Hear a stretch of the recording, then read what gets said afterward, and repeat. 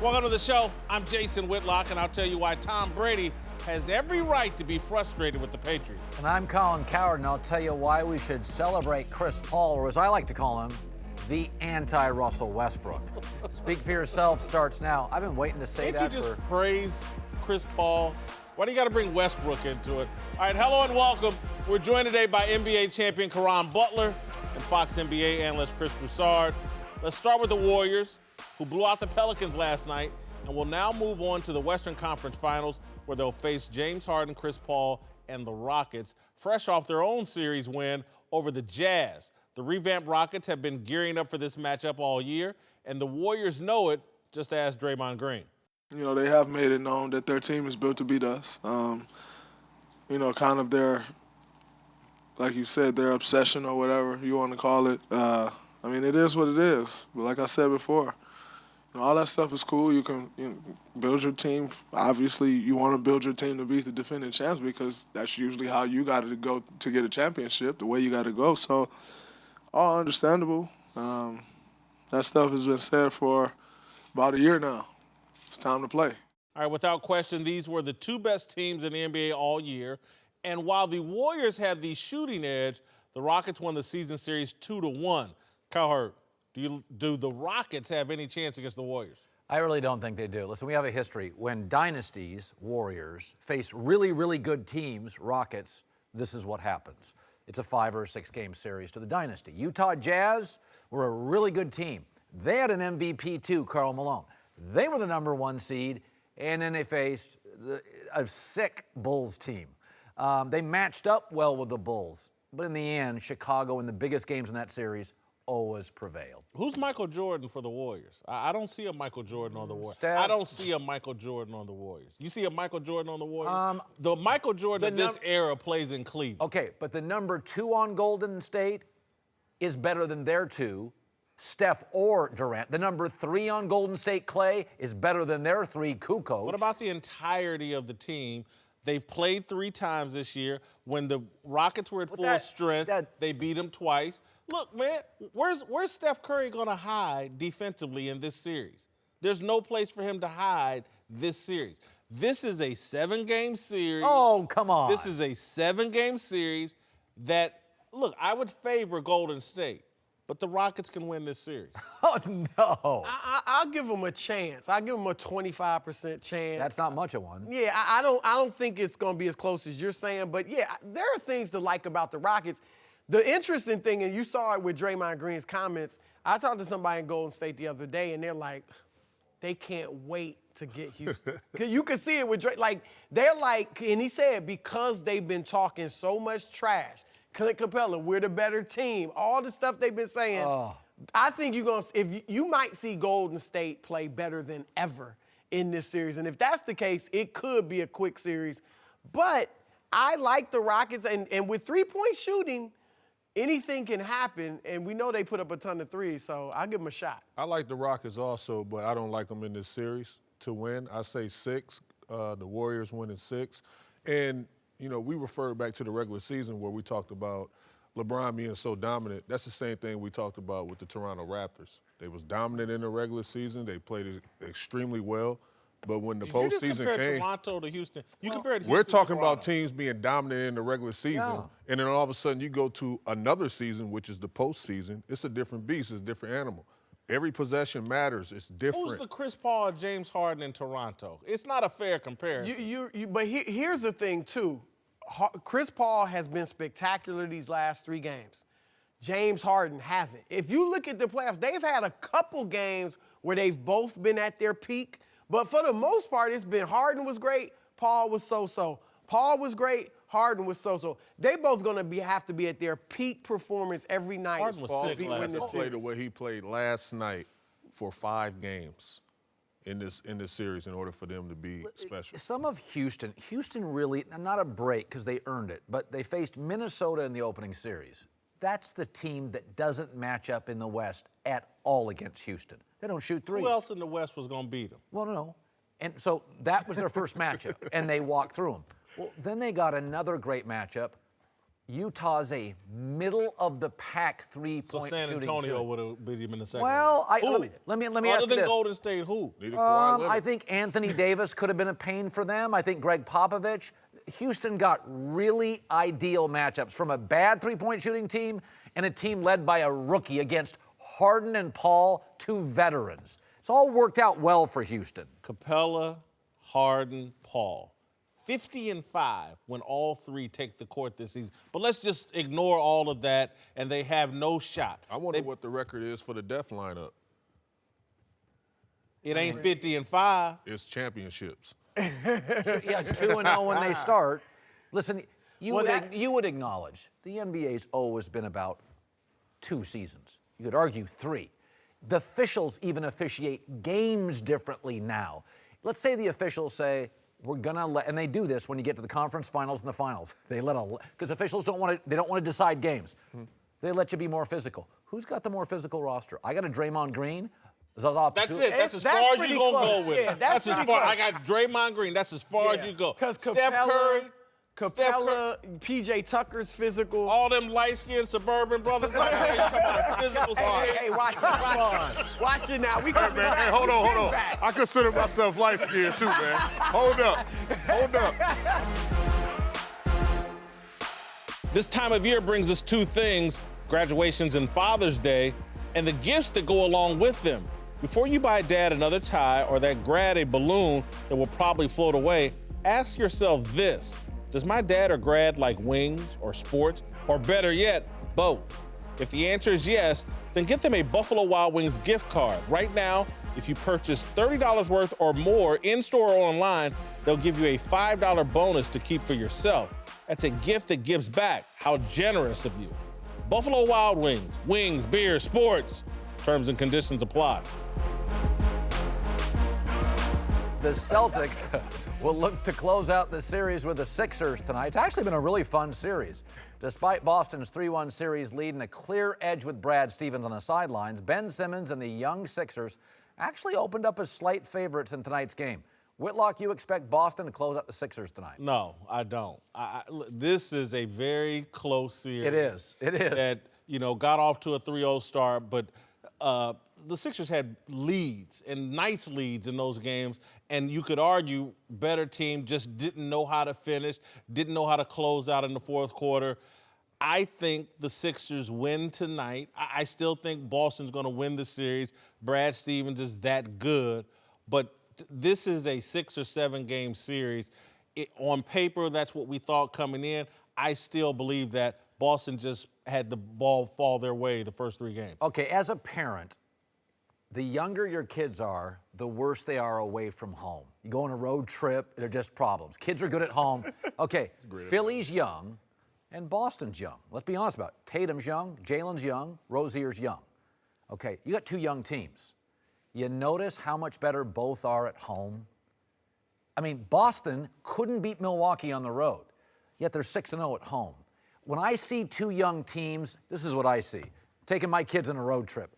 Woo! Philly's a different team on the road, and Boston's a different team at home. Situationally, I'll take the Celtics tonight.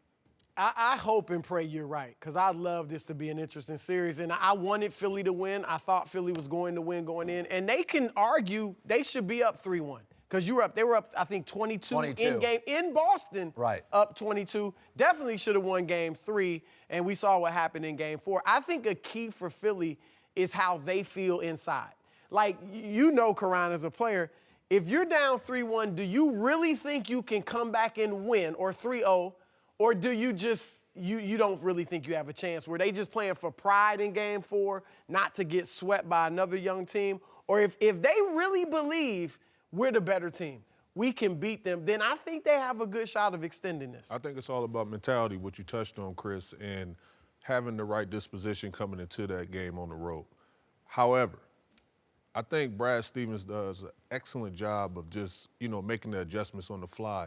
And that's why I give Boston the edge, pulling this thing out at home.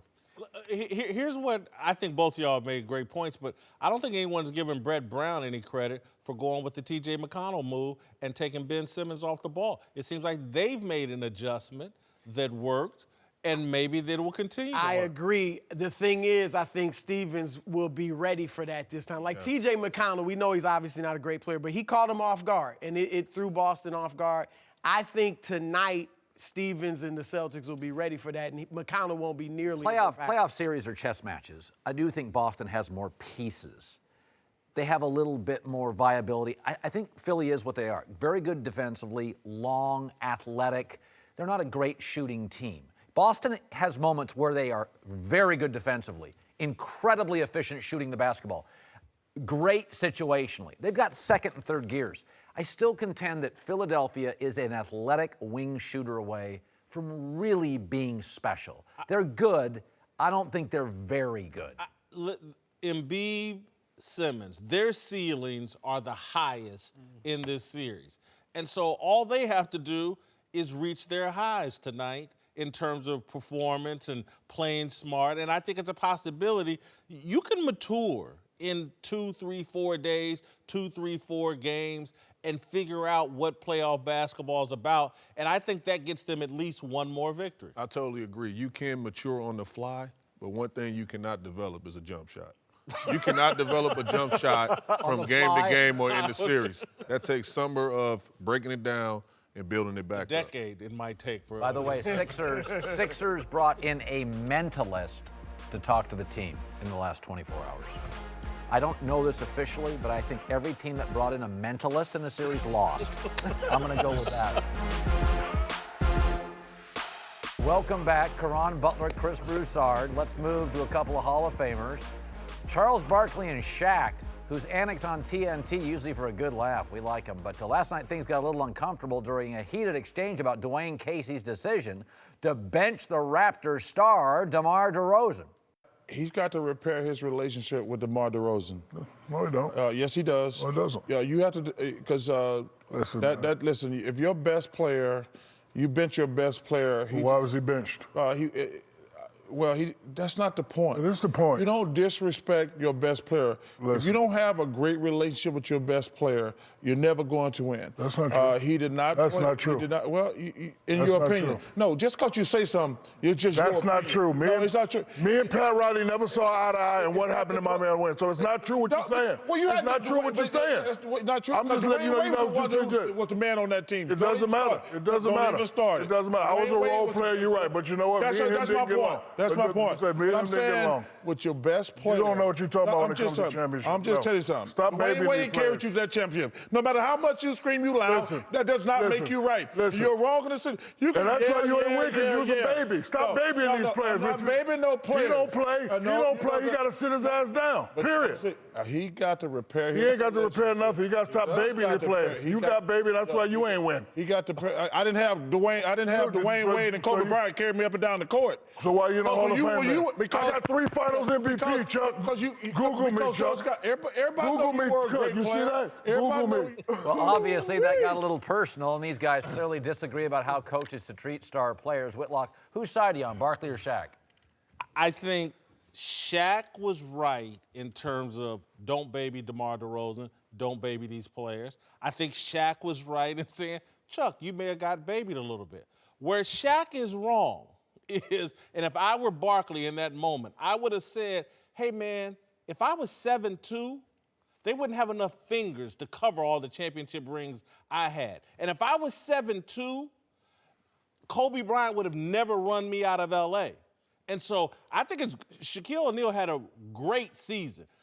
Great career. But Barkley, the greatest 6'4" basketball player we've ever seen, ever. 6'4". This is a game that favors height. And so I get Shaq's point and all that, but if Barkley was his size, he'd have 10 rings. Here's why I side with Charles Barkley. First of all, there's very few elite anything. Lawyers, surgeons, basketball stars. The whole planet plays football quarterback. High school, college, Division I, Division II, Division III, Canadian football, XFL, Europe, NFL. You got 6 guys who are great quarterbacks. When you get a star, there ain't many of them. Take care of them. Secondly, it's Toronto. This isn't like Miami losing a star of the Lakers. You're Toronto. You don't baby DeMar DeRozan? All right, bye-bye. Good luck, as you've said, getting another star in Toronto. So, A, Barkley's right. You take care of stars. This is the other thing is, the NBA's always been a star-driven league. You got to baby him. Well, first of all, babying him is, well, what's babying him? Isn't that what Westbrook gets? Yeah, and look how well it's working out there. Westbrook's your least favorite player. Now you're going to use him as the example? Give me a break. It really depends on the temperament of the star. Greg Popovich could yell at Tim Duncan. There are other players, superstars, that wouldn't have taken it. I generally agree with Charles that you do have to have a good relationship with your best player. And I've had coaches tell me they would go up to their best player before practice. I'm going to go off on you today. It ain't nothing, but I'm going to go off on you today just for the other guys. Not personal. You know, yeah, so the other guys see you yelling at the best player, and then they get in line. But in this case, look, Dwayne Casey did nothing wrong with DeMar DeRozan. DeMar DeRozan had 8 points, a negative 23 plus minus, and the bench players rallied them. And then on Tuesday, after they lost Game 4 and were swept, DeMar DeRozan said, I have nothing but respect for Dwayne Casey, and all of my success I give to him. So Charles was wrong initially, and there's nothing to repair. Those two are fine. I think they both made valid points. You know, you're talking about Chuck and, Shaq, but at the same time, you have to understand, you need somebody at the helm to protect you from yourself sometimes. And I think Coach Casey did an excellent job of protecting DeMar from himself. He wasn't playing up to par, and he was out there embarrassing himself and taking the hit, and he wasn't taking a ton of criticism. He put that on himself by pulling him, so now he's faced with the real questions. And then he can pivot that to the coach, not to the player. So I think that he was a shield for DeMar in that situation. Listen, I want to go back at you again on your whole, you got to baby stars. Bill Belichick's your favorite coach. Tom Brady can't stand him right now. Tom Brady's, I don't know if I'm appreciated or not. Bill Belichick ain't babying his star. Popovich apologized essentially to LaMarcus Aldridge. Look, the NBA is a different culture. You don't, good Lord, one guy controls the whole NBA basically. And then there's one other team, LeBron and the Warriors. In the NFL, I mean... If DeMar DeRozan was LeBron, baby. But DeMar DeRozan ain't LeBron. In Canada... He's a quarter of LeBron. Oh, what time out? But in Canada... what? You don't get stars up to Canada. But hold on, DeRozan is locked in. He just signed a long-term, extension, so he's locked in. I will say this to you, though. If you create that monster, that beast, and when the problems outweigh the talent, you're going to have a bigger issue than you ever dreamed of. I've been saying that about Westbrook for years.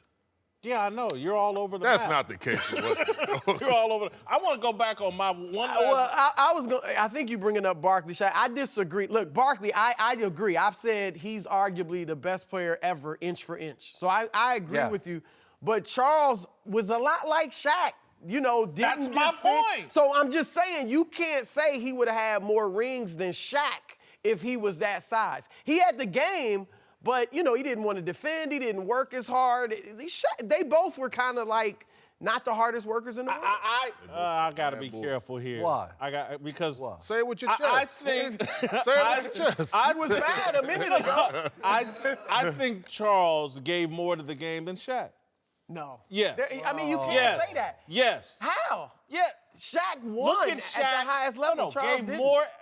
Shaq you is mean 7'2". 7'2". That's uncoachable. That's a gift from God. You give it. You give it to me. There are two dudes that exactly. didn't live up Thank to. you. A lot of them. There are a lot of guys that big. If Barkley was 7'2", trust me, they'd be building monuments to him. He only got to one finals. And again, I'm with you. He was a tremendous player, but I don't think you can say he gave more than Shaq. You can't tell the story of basketball without either of those guys. I agree. Well, without Shaq, you can't. You might be able to without Charles. Oh, no. No. The story, how long is Time the out. story? I mean, It's going to be as long as you it has you to be. call Shaq You is in can't there edit before Charles Barkley out the The story man of just called him basketball. the best player inch for inch, but now we're gonna write him out of Arguably. we're gonna write him out of the NBA story. he didn't win a championship. He didn't win an MVP. Well, he was one-time MVP. Yeah. I mean, How many pages is that book? look, he was fantastic. But Shaq is. You mentioned Shaq before you mentioned Barkley. Okay, I'll say yeah, that. but let's be honest. When Shaq went to the Lakers, that was bigger than any brand in America outside maybe the Cowboys. Now, it slipped some because the NBA is more global and you don't need cities as much. But Shaq had the benefit of, I don't know, the Laker brand and Pat Riley. Charles played in Philadelphia. Which is Philadelphia was a great franchise. Phil Jackson. Oh, Pat Riley in Miami. Yeah, Pat Riley in Miami, Phil Jackson, Laker brand. I mean, come on, Charles went to Phoenix. By the way, how's Phoenix mostly been for the last 50 years? They were good during him. They were good for a couple years with Nash. Charles, look, I really think he's arguably the best player ever, inch for inch, but he was not Shaq. He just wasn't. And Philly, you poo-pooing Philly. Philly was a great franchise. 10 inches shorter is the whole difference between those two. That's it. 10 inches. Well, okay, but difference. you could say that about LeBron and Allen Iverson or something. I mean, the game the size. favors the big dudes, and Shaq was favored. He didn't give more than Barkley, and so he can wave his ring around. I like Shaq a lot. I defended Shaq over Kobe the entire time, but don't wave your finger in front of Barkley like that again. All right, welcome back. We're joined now by Hall of Famer Eric Dickerson and the founder of the Big Lead, Jason McIntyre. Let's move to New England, where a lot of ink has been spilled trying to explain what's behind Tom Brady and Rob Gronkowski's cool attitude towards Bill Belichick this offseason. Now a guy who knows the team as well as anyone, former Pats executive Michael Lombardi, says he thinks the real reason is they want more money.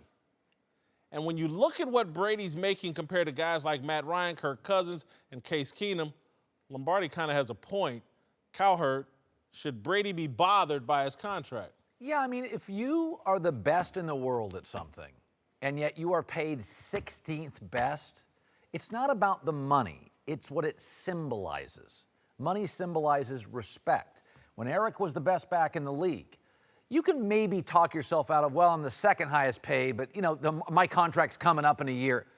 If you're the 16th highest paid running back, you go home at night and you go to bed and you put your head in that pillow, you're thinking, that was me. I was making $150,000. I was pissed. That wasn't just thinking. Okay, you're thinking this organization doesn't respect me. And what you're really thinking is they take me for granted. And by the way, we heard Giselle in that documentary. That's sort of what Tom thinks. I think he should be bothered, and it's most bothered by the fact that there was the Patriots way, and he bought all in, and he was the example of that. I'll take a little less so we can do more with the team. And then the head coach, the guy that preaches, let's do everything the Patriots way, whatever makes sense for the team, does what he did in the Super Bowl with Malcolm Butler, doesn't explain it, and so now that sets off a cancer in the whole team. And so now Tom Brady's like, oh, you're different, so I get to be different now. And I've been satisfied not being the highest paid player when I'm the best player, I'm the MVP, and I've got 5 Super Bowls. You've changed, I get to change. Give me my money. I agree with that. I think that when they did the Malcolm Butler thing, I think it kind of changed everything. Look, Tom Brady's wife made $30 million last year. Yeah. He made, 21? You know, say the endorsements, probably made 80. It's not about the money, but it become, like you said, I'm the best player, but I'm being paid like the 16th best player. Case Keenum. You're getting paid less than Case. I do agree with that. Now, in my case, I was making $150,000. If I was making $21 million, I would be like, okay, I'm cool. But if I had a wife making $30 million, I'd be like, hey, no problem. And I'm winning Super Bowl rings. But, as you said, it's not about the money. Money symbolizes something. It depends on how much money you're making. Depends on how much money you're making now. I don't think it does. I don't think it does matter how much you make. It's still about a stack of money and reading in the paper, I'm getting paid less than Case Keenum? Is that what you think about me? Case Keenum's actually making a little less than him, but around the same. Guys, I don't know how to say this without being mean. They have generational wealth, as you said, $30 million. Their net worth is $500 million. Why would Tom Brady care if Case Keenum is in his stratosphere? All he has to say is, I got 5 rings. How am I going to get to the 6th? If I take a little less money, can we get another guy in free agency? I cannot imagine why Tom Brady would care what Case Keenum's making versus what he's making. Did you see the Met Gala he was at this week? I did, yeah. If you're going to dress like that, you got to keep up. That jacket costs a lot of money. Hey, when your wife got a gold dress on, you got to have some gold on somewhere. No, listen again. And the wife's in the front. Well, everybody thinks this. In life, everybody thinks what I'm about to say. Hey, man, if I just had blank, I wouldn't worry about money. And then everybody gets blank and goes, well, my neighbor's got a Lexus, I don't have a Lexus. It's not about money, it's what it symbolizes. And Tom's just saying, time out. Minnesota just emptied the Brinks truck on Kirk Cousins. I'm carrying this franchise. I'm with Jason. Yeah. I believe what Jason Let me add said. this one, Eric. McIntyre, That Jason This McIntyre. guy right here. Hey, I like what you let me said too. I unload agree with both, this. but the last Hey, things I believe in we him. worked with Michael Lombardi for a little while, okay? I sat next to him while he FaceTimed Josh McDaniels. He's in with that Belichick crowd. What if this isn't Bill Belichick saying, hey, Mike, I'm getting crushed over here, over Malcolm Butler. Can you float something about Tom Brady to take the shine off me and put the spotlight on Tom? What if this isn't just Patriot guys looking out for one another? Okay. Eric, you've been in some front. But you've tell been me in this. You know, in the Tell me front this. office, they do some shady things. But Yes, tell they do. Tell me this, McIntyre. I don't think this puts Tom in a bad light. I don't think this puts. painting a 41-year-old guy as money hungry. But you know, when they asked him to do, you think the organization, you know, what it was the question? You think the organization appreciates you? And he said, I take the fifth. I mean, that says something. The organization, not the organization. Let me ask you this, though. This is interesting, what McIntyre said. So why did this story break yesterday? What happened the day before? Brady looked oddly wealthy. So Brady goes out with his supermodel wife. He's never looked wealthier than that picture. Later that day, Belichick seizes a moment. I'm going to make this about money, and people are going to go, come on, Brady, you're hanging out. Jeez. I'm just saying, you don't think it... No. I mean, if you look at that picture and go, oh, he looks wealthy. You don't think he looks wealthy there? I thought he looked silly. He looks like a I thought he looked like he count of was in a figure skating This is outfit. how He looked people silly. in Germany that own castles dress. No. He looks like he allowed his wife to put him in a clown suit. There you go. Because he's so in love with her. Well, she got gold. He got to have gold on too. I'm not knocking either one of them, but again, That's when how- you fall in that kind of love, your wife or your spouse can talk you into things. That's how rich people dress at galas. Come on, Jason. Yeah, look who was around Jason, them. you ain't got Royal. you ain't had one of them back in the day. Come on now with a hat. Come on now. Come on. You know you had one of them outfits. So listen, I just think it goes back to appreciation. How do you express appreciation? If you can't get it verbally from the head coach, you can get it every 2 weeks in that direct deposit they put in your bank account. And so, so the difference between 20 million and 30 or 35 million, what he's worth, 10, 15 million bucks, I don't care who you are. You can have all the money that Bill Gates has. And I'll take that extra 15 million, give it to me. I know what to do with that. I made 150, so can I just get a million? To the Saints, who just got some bad news with the NFL denying running back Mark Ingram's appeal of his 4-game suspension for violating league policy on performance-enhancing substances. Ingram's coming off his best year of his career. He was a crucial part of the Saints' revitalized running game alongside Alvin Kamara. Is this a big deal to you? Yeah, because I don't think Alvin Kamara is an every down back.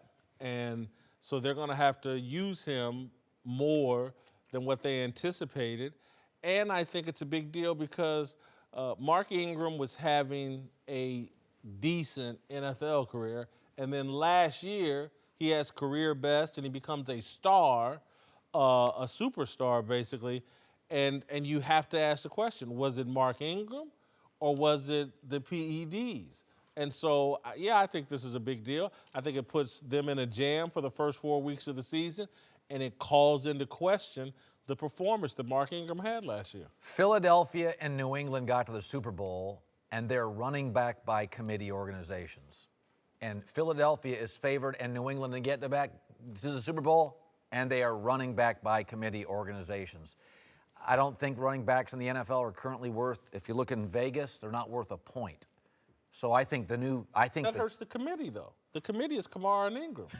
They're breaking up their But committee. what I'm saying is he'll be back by week 5. They've got other running backs. I think this is a trend in the NFL. People are going away from the Todd Gurley, Adrian Peterson, build around. It's kind of a committee thing now in the NFL. It's all about the quarterback. It's all about the quarterback is what it comes down to. And yeah, I agree. I think this hurts some Saints a little bit. If I'm Alvin Kamara, I'm like, hey, this is my opportunity. I can show you I can be an every down back. And one thing about the National Football League, you may fool us the first year, but we're gonna catch up to you the second year. So we will get a chance to see if he can do that. And also, this came at the end of the season. You know, this PED at the end of the season, not during the beginning, at the end of the season. So. You know, he's 28 years old, finna be 29 years old. You know, Lot of carries at Alabama. He's never been that guy, even at New Orleans. He's never been comfortable. They drafted Alvin Kamara. They drafted. They signed AP. I mean, they had a plethora of back. He's never been like, okay, I'm the running back here. I don't worry about my job. Yeah, he come and run sometime, but he's never had that comfort zone. So Did he probably try something? It's possible. You know, you never want to say, but, you know, if they tell you, don't take this, and you make it, don't take that. I mean, you don't get a chance to do it later. So, Colin, we're all against you here. You talk on your radio show about how loaded the NFC is. Right. Okay, you can't open this season 2-2 or 1-3. Not with the Eagles, the Vikings, Aaron Rodgers is back, the 49ers will be in contention. If they come out of the gate slow, because Alvin Kamara is a 5'10", 215-pound guy, he's not going to carry 20 times a game. He's not a bell cow. And the other stat is Drew Brees threw his fewest passes in the last 9 years last season. He's coming back at, I believe, 39 because he can hand it off more. He can't do that the first 4 games. He's going to have to win through the air. I think this is a dangerous situation in New Orleans. I'm concerned about their playoff hopes. A little early, but we convince him? We think these go-to running backs. That's why I wouldn't have taken Saquon Barkley at number 2. Hey, look I out, would have man. traded down and running backs. Running backs are worth nothing. I'm telling you, they ain't before worth the nothing. They college. should just put them out there and don't even pay them. Just let them come in Toughest sometime. division in the NFL? Falcons, Panthers? No, God. 3 playoff teams last year. No, they'll slow down. NFC West, first of all, there's a lot of good divisions except for the AFC East. They're all pretty good except for that one. Welcome back, Caron Butler, J-Mac here. Let's return to the NBA where Chris Paul, my guy, huge game last night, 40 points, 10 assists, Rockets series clinching win over the Jazz. Chris Paul will now move on to the conference finals for the first time in his 13-year career and was asked after the game about finally getting over the hump. What does it mean to you to not only be in the Western Conference Finals for the first time, but to have had your career best playoff game, score the most points you've ever had in a playoff game tonight to do it? I don't know. I mean, is that what you play for? You know what I mean? For us, it was just, like we say before every game, like they were in the way, so we was just trying to get another win. Okay, Chris has by far played the most playoff games before reaching conference finals, and he's taken his fair share of criticism for his postseason failures. Whitlock did last night silence his critics. No, I think last night what he did was tremendous, particularly the 0 turnovers, and it's the kind of performance that if he makes it to the NBA Finals or wins an NBA Finals, we'll talk about, that clinching game that he had against Utah. But if they don't advance to the finals, the monkey's still on his back. Oh, come on. First of all, he goes to New Orleans. They set a regular season win record. He goes to the Clippers, who were dysfunctional. They set a regular season win record. He goes to Houston. They set a regular season win record. Everywhere he's gone, he's won. He had to overcome the dysfunction of Blake Griffin and the Clippers. They don't even have the same owner anymore. Blake's out of town. DeAndre couldn't shoot. He's a flake who was done in Dallas, and then he came back. And listen, what the guy did in Los Angeles, no matter how great you are in any business, you cannot overcome utter dysfunction. Listen, since he left the Clippers and Blake Griffin, how's the divorce gone? Because Chris is doing great. Blake, the Clippers were better without Blake. They were sub 500 with him in Detroit, got his coach fired. I mean, I feel like Chris Paul last night validated, hey, I'm finally with grown-ups. I'm finally with non-dysfunctional people, and look what I do. I'm the star of the ball. A Game 5 win at home as a double-digit favorite against Raul Neto and Royce O'Neal or whatever his name is, and the former D-leaguer, that's going to silence the critics, Whitlock? Are you kidding me? I mean, this is what social media has done to us. No, I'm saying you're on my side. You're the closest thing to it. I'm just firing on all cylinders. Listen, this is what social media has done. We are becoming prisoners of the moment. It happens to me sometimes, but we're supposed to believe a Game 5 win in the second round means something to his legacy. I heard somebody go on your show today and say, oh, now he's going to be the third best alt point guard in NBA history. I'm like, what? This stuff's blowing my mind. It's not just about winning this game. They had 10 more wins. He was the best player on the floor. They won 2 series effortlessly. Colin, They're favored in Game 1 against the Warriors. Chris Paul said it already in his press conference. He didn't use these words, but he wants to be the Isaiah Thomas of this generation.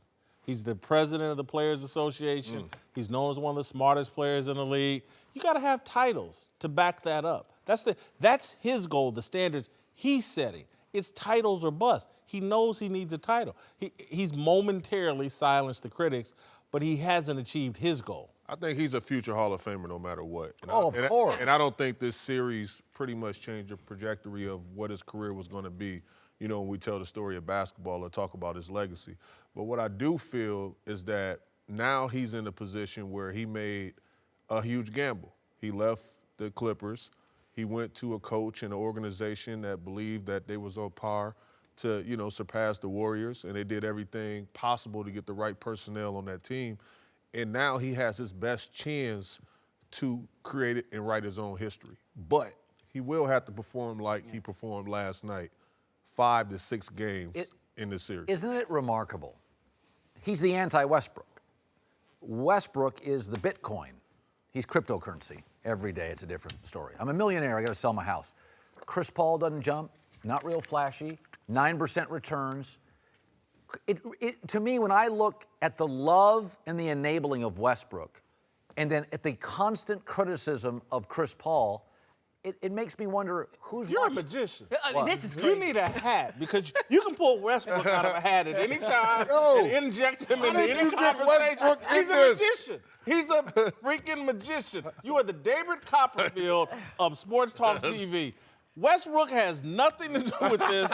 Did Chris Paul silence his critics? Colin, look. No, he did It's not. Chris. You guys, I'm How on did you this get show. whole Westbrook? This show for 2.5 years, we defend Westbrook. Why has the referendum been set on Chris Paul?